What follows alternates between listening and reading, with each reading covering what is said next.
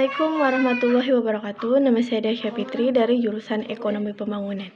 Di video kali ini saya akan menyampaikan sebuah ceramah motivasi yang berjudul tentang membangun generasi milenial berakhlakul karimah. Baiklah, langsung saja saya mulai ceramahnya.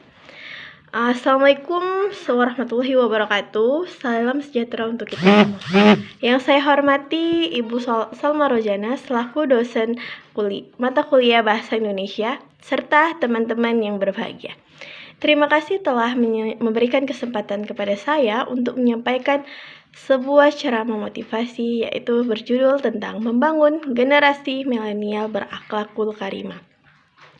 Pertama-tama, marilah kita panjatkan rasa syukur kita atas kehadirat Allah SWT yang telah memberikan kita nikmat kesehatan dan nikmat kesempatan kepada kita sehingga kita bisa hadir pada pertemuan kali ini.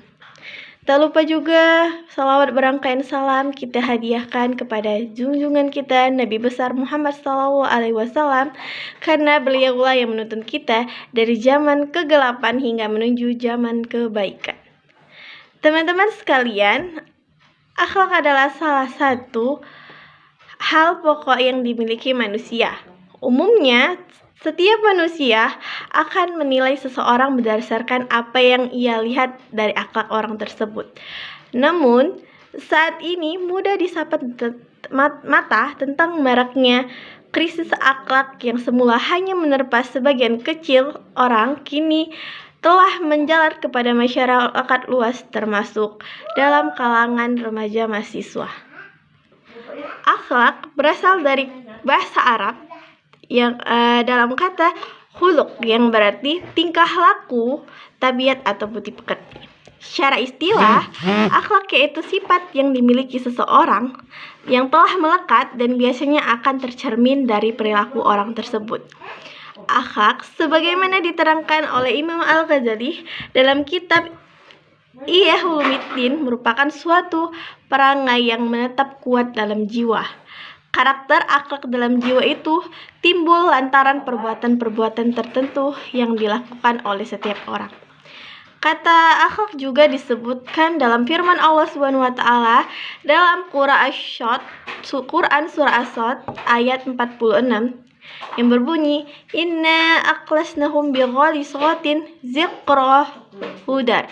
Artinya, sesungguhnya kami telah mensucikan mereka dengan menganugerahkan kepada mereka akhlak yang tinggi, yaitu selalu mengikatkan manusia kepada negeri akhirat. Jadi itulah yang disebut sudah dijelaskan dalam firman Allah dalam surah Al-Sad tadi ayat 46 itu, bahwa Allah telah menganugerahkan kita akhlak yang tinggi. Mengapa perlu membangun akhlak di era milenial? Karena saat ini kita itu semua berada di zaman milenial, di mana pada zaman ini biasanya semua serba modern. Dari teknologi, peradaban, bahkan akhlak manusia pun ikut terkena imbas karena kemajuan zaman ini. Nampak jelas di era milenial ini, para remaja lebih asik berselancar di sosial media dan internet.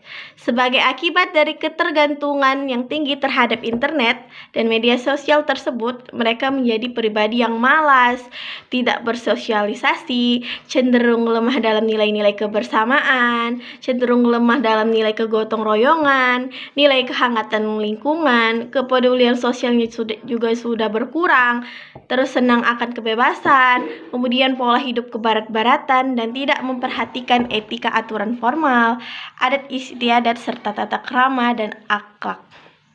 Jadi seperti yang telah diketahui, saat ini akhlak sudah menjadi hal yang jarang kita temui, terutama di kalangan remaja.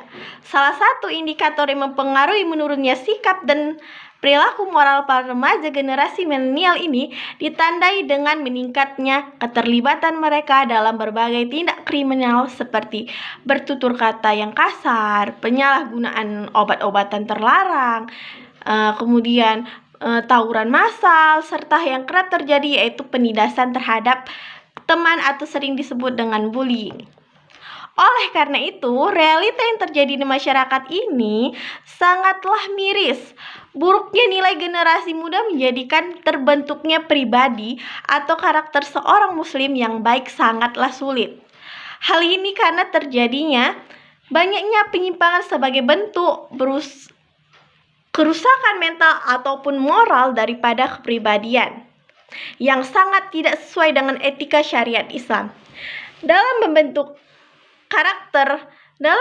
karakter generasi milenial yang berakhlakul karimah atau mulia, harus adanya penanaman akhlak yang baik sejak dini.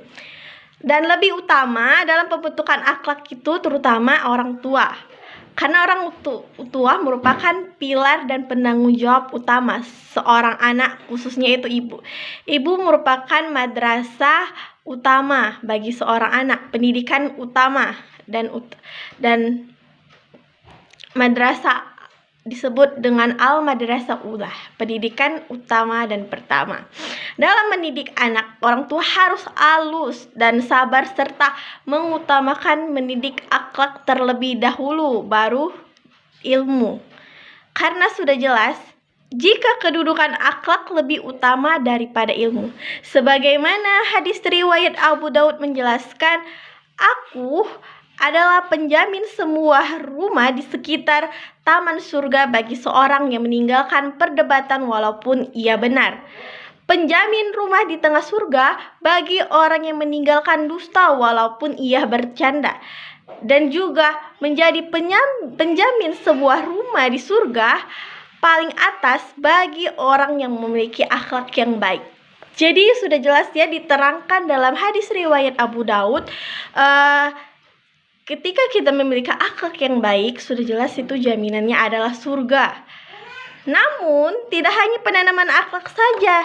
Daripada itu harus membentuk generasi milenial yang berakhlak mulia. Bukan juga praktek dalam penguatan sikap yang penting mencakup perkembangan sosial, seperti ketulusan hati atau kejujuran, membangun koneksi yang harmonis antara keluarga dan masyarakat, menerapkan sikap toleransi, dan yang paling utama adalah melakukan kontrol diri. Maka dari itu, generasi milenial harus tetap mempunyai akhlak yang baik, karena akhlak yang baik adalah segalanya. Sebab Allah perhatian dan sangat mewanti-wanti akan akhlak baik tersebut. Karena tidak akan ada pertumpahan darah, tidak akan ada perdebatan jika semua orang di dunia ini sadar akan pentingnya penanaman akhlak yang baik, entah bagi dirinya mau sendiri maupun bagi orang lain.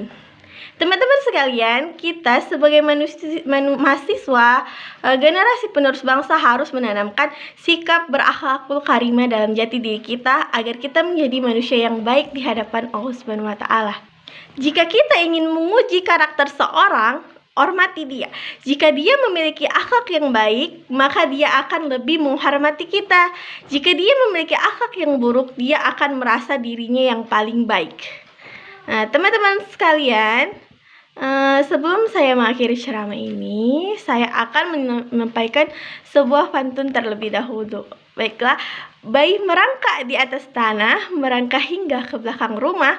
Semoga pidato ini menjadi berkah untuk tentara di alam barzah. Sapi disembelih berlumuran darah, potong dagingnya di hari kurban. Mohon maaf atas segala salah, juga mohon maaf atas segala kilap. Demikian ceramah singkat dari saya kali ini. Saya berharap kita bisa menjadi manusia, mahasiswa, generasi penerus bangsa, orang tua yang berakhlakul karimah yang baik dan mulia di hadapan Allah Subhanahu wa taala. Apabila ada kesalahan kata dan dalam penyampaian, saya mohon maaf.